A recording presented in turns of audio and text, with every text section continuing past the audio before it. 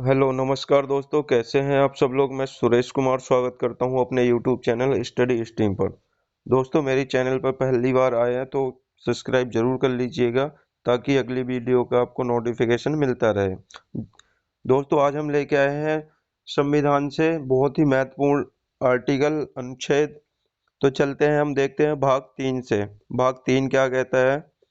भाग 3 है हमारा मौलिक अधिकार, जो हमारा अमेरिका से लिया गया है। इसका स्रोत अमेरिका से लिया गया है। मौलिक अधिकार अनुच्छेद 12 से 35 तक आता है। कभी कभार ये सिंगल पूछ लिया जाता है कि भाग 3 किस अनुच्छेद में है, तो 12 से 35 तक है। तो मौलिक अधिकार है, भारत में संविधान 6 मौलिक अधिकार प्रदान करता है। तो कौन कौन से 6 के 6 बहुत महत्वपूर्ण अधिकार हैं। ये किसी न किसी पेपर में जरूर पूछ लिया जाता है एक। तो चलते हैं, देखते हैं। पहला कौन सा अधिकार है हमारा, समानता का अधिकार। समानता का अधिकार है हमारा अनुच्छेद 14 से 18 आता है। अनुच्छेद 14 से 18 तक आता है। दूसरा है स्वतंत्रता का अधिकार, जो अनुच्छेद अनुच्छेद 19 से 22 आता है। तीसरा है हमारा शोषण के विरुद्ध अधिकार, जो अनुच्छेद 23 से 24 तक आता है। फिर चौथा है हमारा धर्म की स्वतंत्रता का अधिकार, जो अनुच्छेद 25 से 28 तक आता है। पांचवा है हमारा संस्कृति और शिक्षा संबंधी अधिकार, जो अनुच्छेद 29 और 30 में आता है। छठवां मौलिक अधिकार है हमारा संवैधानिक उपचारों का अधिकार, जो अनुच्छेद 32 में आता है। तो ये हमारा हमने देखा है इसमें मौलिक अधिकार जो 12 से 35 तक आता है। तो हम देखते हैं अनुच्छेद पहले 12। 12 क्या कहता है, 12 में दिया हुआ है राज्य की परिभाषा। अनुच्छेद 12 में क्या दिया हुआ है, राज्य की परिभाषा। अनुच्छेद 13 में दिया हुआ है मौलिक अधिकारों से असंगत या उनका अल्पीकरण करने वाले कानून दिए गए हैं। अब चलते हैं, हम देखते हैं हेडिंग, पहली हेडिंग डालते हैं। नंबर 1, समानता का अधिकार, जो अनुच्छेद 14 से 18 तक आता है। तो एक एक आर्टिकल देखते हैं। अनुच्छेद 14 क्या कहता है, कानून के समक्ष समानता का अधिकार। या इसे यहाँ ये कानून की जगह विधि के समक्ष समानता का अधिकार भी आ सकता है। कानून हो या विधि हो, एक ही है। अनुच्छेद 15। अनुच्छेद 15 क्या कहता है, इसमें कभी कभार सिंगल पूछ लिया जाता है कि भेदभाव का निषेध। भेदभाव किसमें, भेदभाव धर्म, मूल, वंश, जाति, लिंग या जन्म स्थान पर भेदभाव का निषेध। अनुच्छेद 16, सार्वजनिक रोजगार के मामले में अवसर की समानता। ये अवसर की समानता। अनुच्छेद 17 क्या कहता है, अस्पृश्यता का अंत। 18वां अनुच्छेद 18, उपाधियों का अंत या उन्मूलन। चलते हैं नेक्स्ट पर। दूसरा है हमारा मौलिक अधिकार स्वतंत्रता का अधिकार, जो अनुच्छेद 19 से 22 तक आता है। तो देखते हैं अनुच्छेद 19 क्या कहता है, सभी नागरिकों को 6 मौलिक अधिकारों की गारंटी दी गई है। 6 मौलिक अधिकारों की गारंटी दी गई है। तो एक एक देखते हैं। पहला, भाषण और अभिव्यक्ति की स्वतंत्रता। दूसरा है शांतिपूर्वक और बिना हथियार के इकट्ठा होने की स्वतंत्रता। तीसरा, संघ या यूनियन बनाने की स्वतंत्रता। चौथा है भारत के पूरे क्षेत्र में स्वतंत्र रूप से घूमने की स्वतंत्रता, आप भारत में कहीं भी घूम सकते हैं। पांचवा है भारत के किसी भी हिस्से में निवास कर सकते हैं।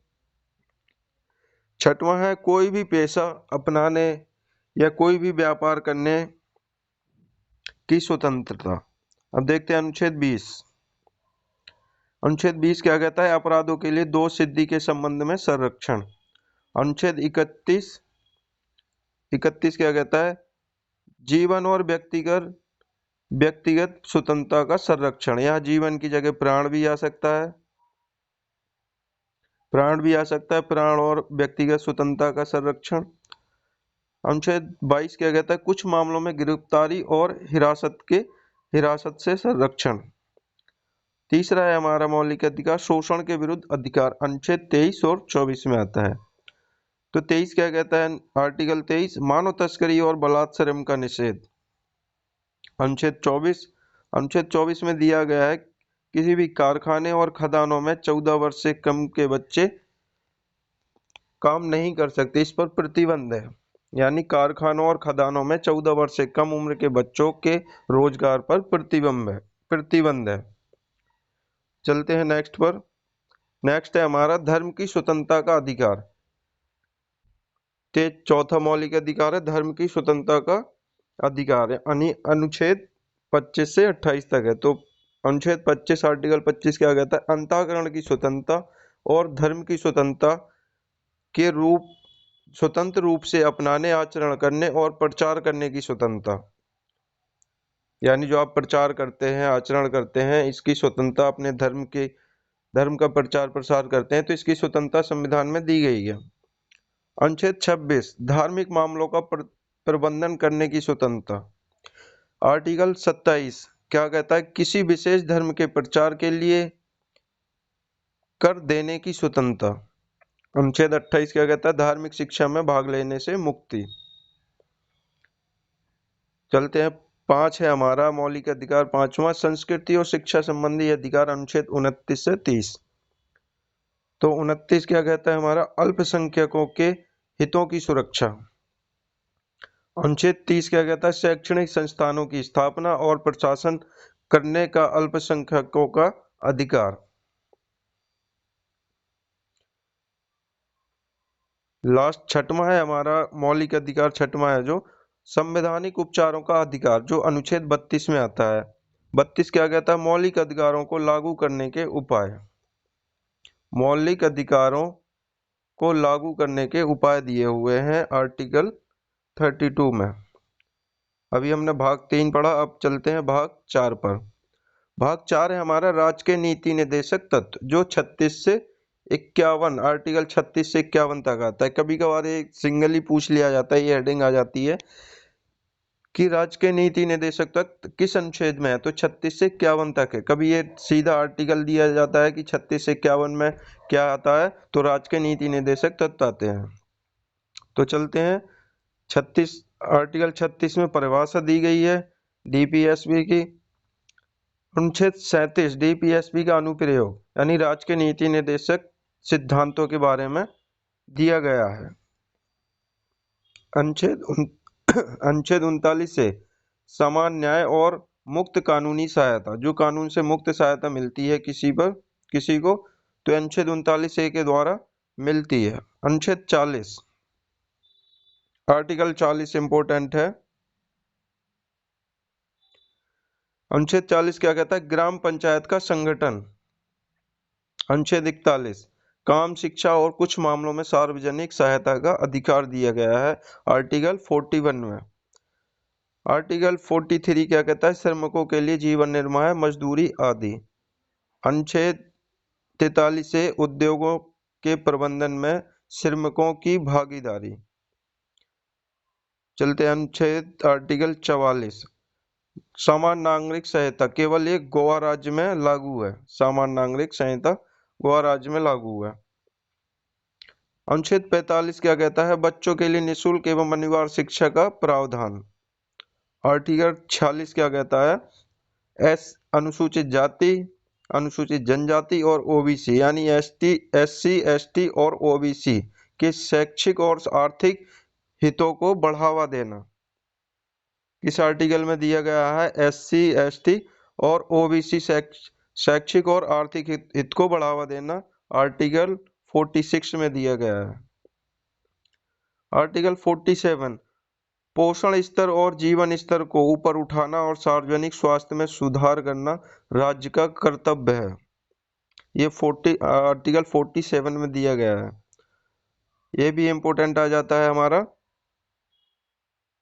आर्टिकल 48 कृषि एवं पशुपालन का संगठन। कृषि एवं पशुपालन का संगठन या बढ़ावा देना। आर्टिकल 49 प्राकृतिक महत्व के स्मारकों और स्थानों और वस्तुओं का संरक्षण करना।